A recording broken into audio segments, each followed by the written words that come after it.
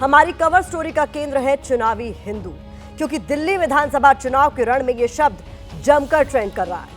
चुनावी हिंदू कौन है और कौन नहीं, ये अलग विषय है, लेकिन 2025 की वोट वाली लड़ाई इस मुद्दे के इर्द गिर्द सिमटती नजर आ रही है। अरविंद केजरीवाल ने आज से दिल्ली में पुजारी ग्रंथी सम्मान योजना का शुभारंभ कर दिया। योजना की शुरुआत आईएसबीटी के पास स्थित मरघट वाले बाबा मंदिर से की गई। आम आदमी पार्टी के संयोजक अरविंद केजरीवाल ने पत्नी के साथ मंदिर में पूजन दर्शन किया। इसके बाद मंदिर के महंत का योजना के लिए अपने हाथों से रजिस्ट्रेशन किया। केजरीवाल ने अपने एक्स हैंडल पर रजिस्ट्रेशन की तस्वीरें शेयर की और लिखा कि आज महंत जी का जन्मदिन है, उनके साथ जन्मदिन भी मनाया। बीजेपी ने आज रजिस्ट्रेशन रोकने की पूरी कोशिश की, लेकिन भक्त को अपने भगवान से मिलने से कोई नहीं रोक सकता। केजरीवाल ने यहां बीजेपी को इसीलिए घेरा क्योंकि केजरीवाल इस योजना की शुरुआत पहले दिल्ली के कनॉट प्लेस में हनुमान मंदिर से करने वाले थे, लेकिन वहां केजरीवाल के विरोध में बीजेपी के कार्यकर्ता जमा हो गए। इसीलिए आखिरी मौके पर उन्होंने हनुमान मंदिर जाने का प्लान रद्द कर दिया और मरघट वाले बाबा के दर से स्कीम को लॉन्च किया। केजरीवाल के अलावा मनीष सिसोदिया ने जंगपुरा विधानसभा के शिव मंदिर और सीएम आतिशी ने करोल बाग के सुजान सिंह गुरुद्वारे से योजना का आगाज किया। हमने कल इसी शो में आपको बताया था कि पुजारी ग्रंथी सम्मान योजना के तहत आम आदमी पार्टी की सरकार बनने पर मंदिरों के पुजारियों और गुरुद्वारा के ग्रंथियों को हर महीने 18,000 रुपए की राशि दी जाएगी। हालांकि इस योजना को लेकर केजरीवाल बीजेपी के निशाने पर आ गए हैं। स्कीम पर हिंदू हितैषी, हिंदू विरोधी और तुष्टीकरण वाली पॉलिटिक्स की शुरुआत हो गई है। बीजेपी और आम आदमी पार्टी के बीच योजना पर जुबानी युद्ध छिड़ा हुआ है। बीजेपी कह रही है कि केजरीवाल चुनावी हिंदू है। आम आदमी पार्टी का कहना है कि हमारी योजना से बीजेपी हताश है। बीजेपी का आरोप है कि केजरीवाल योजना के जरिए तुष्टीकरण कर रहे हैं। आम आदमी पार्टी सवाल पूछ रही है कि बीजेपी खुद को हिंदुओं का हितैषी कहती है और अभी तक 22 राज्यों में से किसी में भी इस योजना की घोषणा नहीं की है जहां वो सत्ता में है। बीजेपी का यह भी कहना है कि केजरीवाल पुजारियों और ग्रंथियों के साथ छलावा कर रहे हैं, तो आम आदमी पार्टी पलटवार में कह रही है कि ये काम कर नहीं पाते हैं और विरोध करने आ जाते हैं। ये विरोध करने के लिए ही बने हैं। बीजेपी के साथ दूसरी विपक्षी पार्टी कांग्रेस भी योजना को लेकर अरविंद केजरीवाल को कटघरे में खड़ा कर रही है। चुनावी हिंदू पर सियासी गलियारों में कैसे बयानों की चिंगारियां उठ रही हैं, हमारी इस रिएक्शन रील में देखिए। चुनाव की बेला है, अरविंद केजरीवाल का नया झूठ का खेला है। मैं तो बस हाथ जोड़ के भारतीय जनता पार्टी से निवेदन करूंगी कि पुजारियों के मुद्दे पर, ग्रंथियों के मुद्दे पर, इतने सम्मान योग जो लोग हैं उन पर राजनीति ना की जाए। केजरीवाल जी तो एक नई हवा लेकर आए हैं चुनावी छलावों की। ये तुष्टीकरण की राजनीति है। इसमें हिंदू मुस्लिम की बात तो नहीं है, लेकिन एक जाती हुई सरकार जिसका वित्तीय प्रबंधन की जगहसाई होती है, वो कुछ भी कह दे, उसको क्यों गंभीरता से, और कोई भी गंभीरता से क्यों लेगा? वो सब लोग समाज की सेवा कर रहे हैं, तो उनकी सेवा करना सरकार का काम है। अरविंद केजरीवाल गजनी है। गजनी वो है जो चीज़ों को भूल जाता है। पिछले 10 सालों में अरविंद केजरीवाल ने बहुत सारी घोषणाएं की हैं जिनको वो भूल गए हैं। केजरीवाल जी ने एक योजना की घोषणा की है, आप वो योजना 22 राज्यों में लागू करके दिखाइए। आप काम के नाम पे कंपटीशन कीजिए ना हमसे। काम कर नहीं पाते हो, विरोध करने के लिए पहले आ जाते। मौलवियों को आप कमिटेड हैं अपनी स्कीम के अंदर पैसा देने में, उन्हें दे नहीं पा रहे और रोज नए नए आप वायदे कर रहे हैं। वायदे करिए, लेकिन जो करना था आपका कर्तव्य उसको तो पूरा करते ना। भारतीय जनता पार्टी कोई दिक्कत नहीं है, सिर्फ आपका फर्जीवाल जो आपका व्यक्तित्व है उसको बेपर्दा करना जो है भारतीय जनता पार्टी का दायित्व है। इस मुद्दे पर सियासी गलियारों की राजनीति के साथ सोशल मीडिया पर पोस्टर वॉर की भी शुरुआत हो गई है। बीजेपी और आम आदमी पार्टी दोनों की तरफ से एक दूसरे के खिलाफ नए नए पोस्टर निकाले जा रहे हैं। वैसे मौजूदा राजनीति में पोस्टर पार्टियों के बीच सियासी विरोध का सबसे बड़ा प्रतीक बन चुका है। इसके जरिए वो बिना कुछ बोले विरोधी के खिलाफ बड़े से बड़ा हमला बोल देते हैं। केजरीवाल ने बीजेपी के खिलाफ ओपन चैलेंज वाला पोस्टर जारी किया, तो जवाब में बीजेपी ने चुनावी हिंदू वाले पोस्टर से जवाब दिया। इसके बाद आम आदमी पार्टी ने अपनी योजनाओं वाला एक पोस्टर जारी किया। साथ में बीजेपी सरकार की सत्ता में आने के खतरे की भविष्यवाणी की। दूसरी तरफ से बीजेपी ने आम आदमी पार्टी के खिलाफ पोस्टरों की पूरी सीरीज ही जारी कर दी। इनमें भ्रष्टाचार के 30 मार खान, भारत की सबसे बेईमान पार्टी जैसे नारों के साथ केजरीवाल और उनके सहयोगियों को टारगेट किया गया।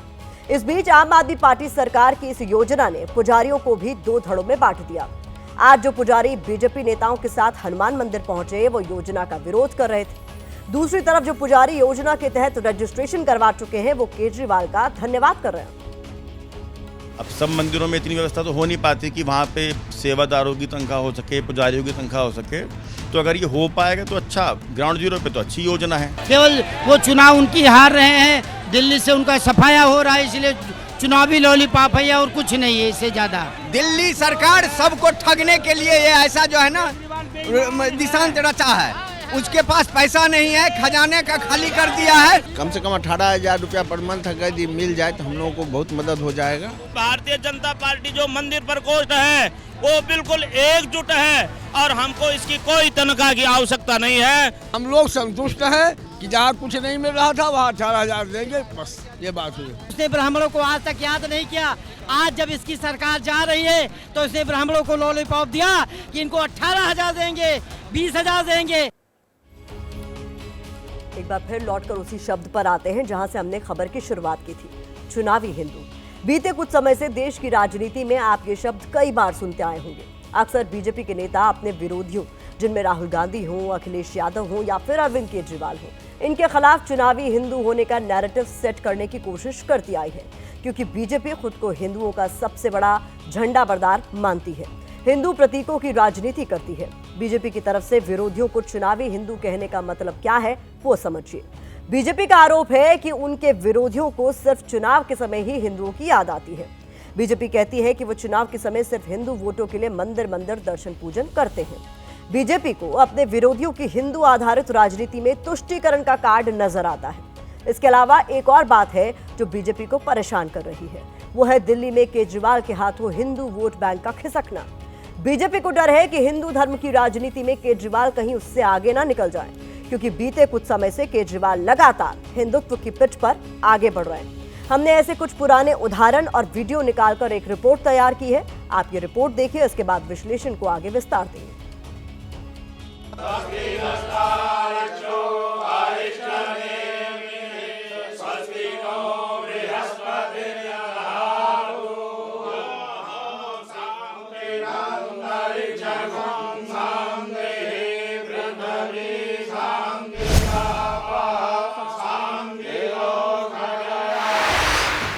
मंगलवार के दिन चुनावी मंगल की कामना से केजरीवाल ने धर्म आधारित पुजारी ग्रंथी सम्मान योजना का शुभारंभ किया।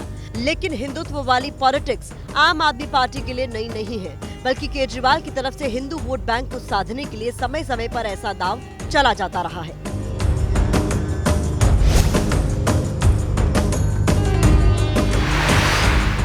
जैसे आम आदमी पार्टी के नेताओं ने 22 जनवरी 2024 को पूरी दिल्ली में शोभा यात्राएं निकाली, रामायण के सुंदरकांड का पाठ किया। दिल्ली सरकार की तरफ से 3 दिवसीय रामलीला का आयोजन किया गया। दिल्ली के सीएम रहते हुए केजरीवाल ने कहा कि दिल्ली में हर महीने के पहले मंगलवार को सुंदरकांड पाठ का आयोजन करेंगे। अरविंद केजरीवाल और उनकी पत्नी सुनीता 16 जनवरी 2024 को प्राचीन श्री बालाजी मंदिर रोहिणी में सुंदरकांड पाठ कार्यक्रम में शामिल हुए।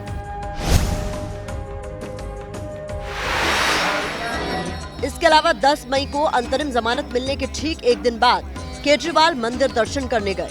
यही नहीं, 14 सितंबर को जेल से बाहर आने के एक दिन बाद भी उन्होंने पत्नी सुनीता और पार्टी के वरिष्ठ सहयोगियों के साथ कनॉट प्लेस के हनुमान मंदिर में दर्शन पूजन किया। केजरीवाल खुद को हनुमान भक्त बताते हैं, इसीलिए हनुमान अक्सर उनकी राजनीति के केंद्र में रहते हैं।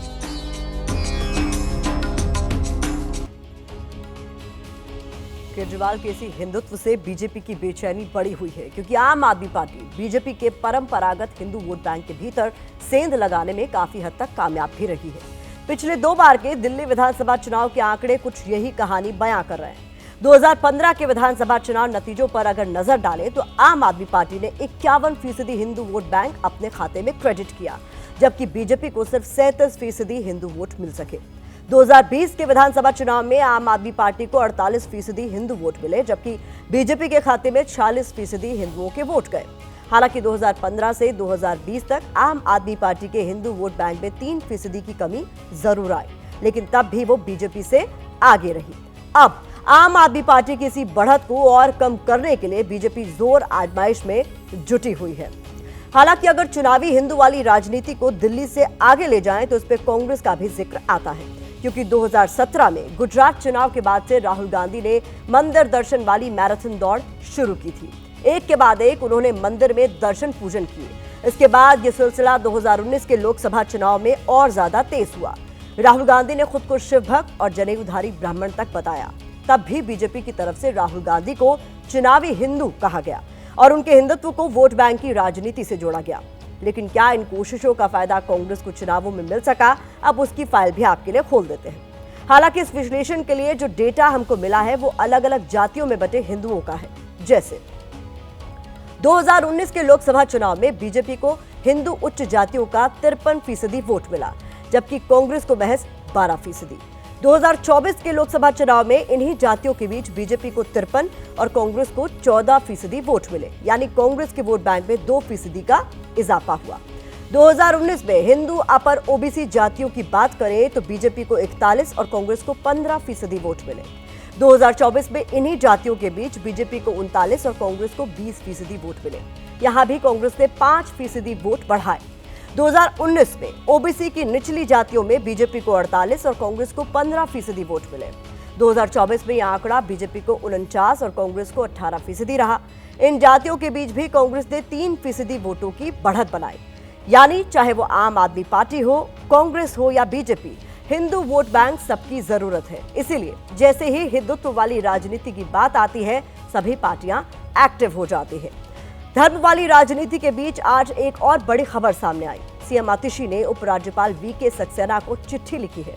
उन्होंने लिखा है कि एलजी साहब के आदेश पर मंदिरों और बौद्ध धार्मिक स्थलों को तोड़ने के निर्देश दिए गए हैं। दिल्ली में कोई भी मंदिर और धार्मिक स्थल न तोड़ा जाए। बौद्ध धार्मिक स्थलों से दलितों की आस्था जुड़ी है। उधर एलजी ने कहा है कि सीएम आतिशी गंदी राजनीति कर रही है, यानी हिंदू प्रतीकों के साथ धर्म की सियासी लड़ाई का दायरा अब बौद्ध धर्म तक भी फैल रहा।